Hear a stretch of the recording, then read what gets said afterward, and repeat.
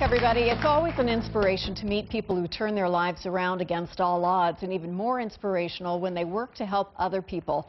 At the age of just 15, Starsha Egu made a fateful decision that put her in a juvenile incarceration situation for 6 years. During that time, she worked to make a change, and after her release, went on to earn a degree in criminal justice from WSU. Her goal was to work with other at-risk youth, but she couldn't do that because of her criminal record. After a long road and very hard work, she was finally granted a full pardon from Governor Gregoire just last month. Joining me now with her incredible story is Starsha Egu.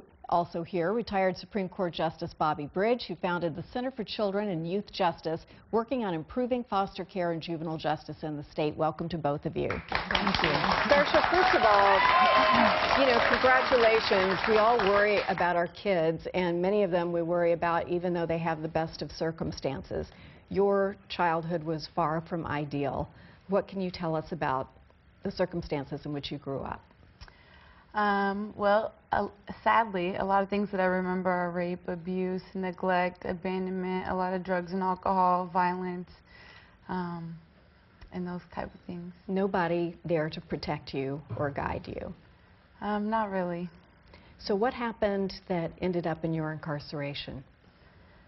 When I was 15, I ended up with 6 Class A felonies and took a plea for 3. And it was retaliation, and drugs were involved, and it was a mess.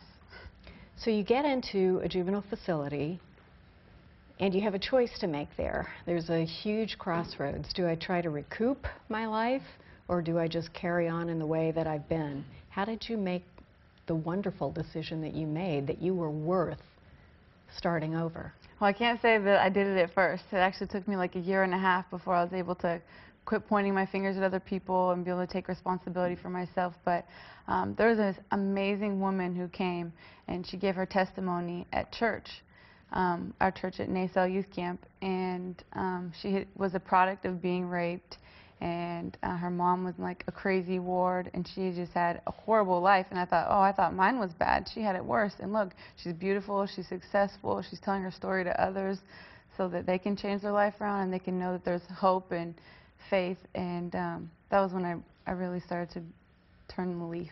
We're going to talk more about exactly what you've done, but I want to bring Justice Bridge in here. You've seen a lot of kids come through the court, and I'm sure it's tough when you can see that they're not on the right road and not likely to get back on the right road.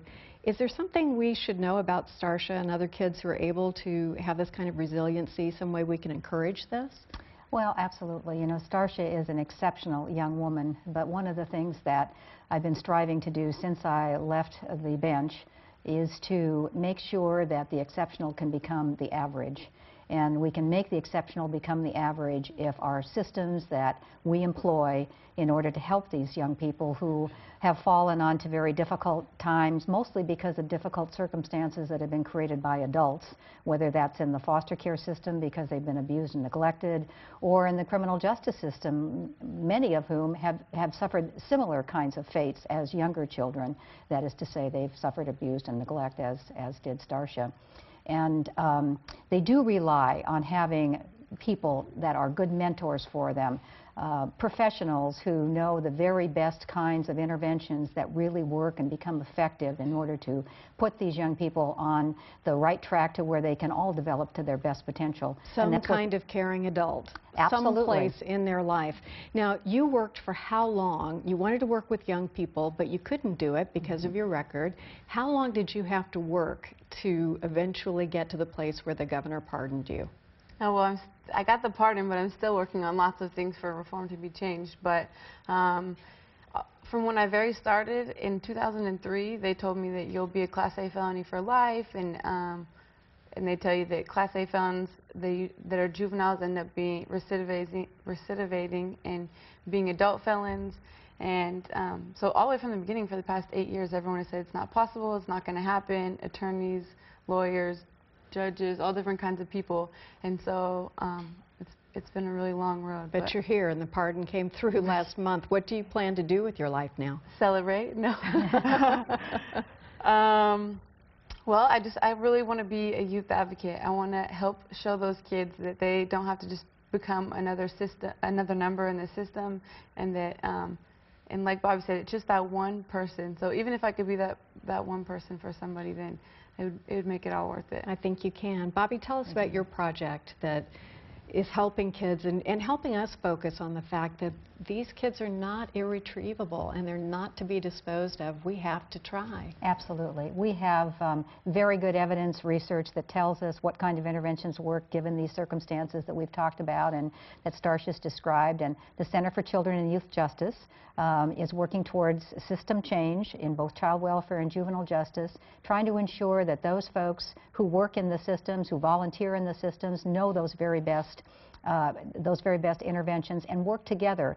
We're so siloed in our resources. We're siloed in, if you come into the child welfare system, this happens. If you come into juvenile justice, that happens. We really need to work together as communities and as system professionals in order to make these lives better and give the potential that they all have. Starsha, given everything that you've been through and the fact that you've come out the other side as a beautiful young lady with some goals and your degree, what would you say to a kid who's 14, 15, in trouble, doesn't think there's anybody around to help?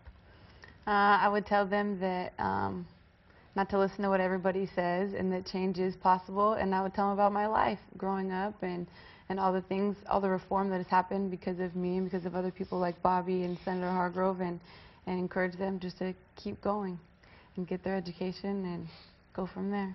Well, there is a breakfast fundraiser for the Center for Children and Youth Justice on Wednesday. I want to tell everybody about that, thank you both for being here to talk about this. And we can retrieve our young people.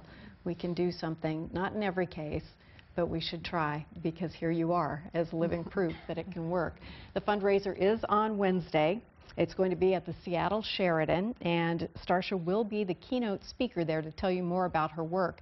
Tickets are $150, all for a great cause. But hurry, today is the deadline for event registration, so we'll post all of that information on our website.